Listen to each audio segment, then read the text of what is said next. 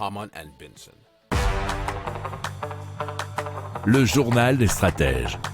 On part en Australie où les Australiens ont été appelés à se préparer à des coupures de courant sur la côte Est, selon france-tv-info.fr.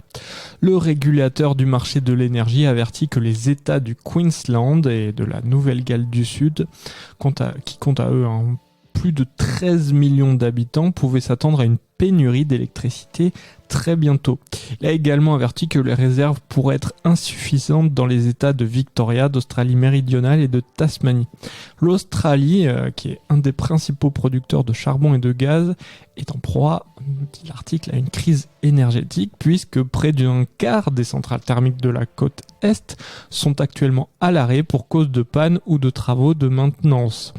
Ça rappelle une situation similaire en France où vous avez quasiment la moitié des centrales nucléaires qui sont à l'arrêt, en maintenance ou qui ne vont même pas peut-être être réutilisées à cause des problèmes de corrosion.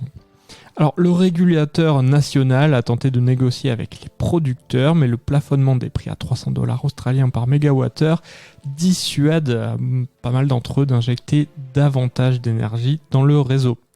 Alors, il y a aussi une piste qui consiste à forcer les entreprises à produire plus d'électricité, qui a aussi été explorée par le régulateur. C'est un petit peu le même type de loi dont on a parlé dans un article précédent pour l'Allemagne.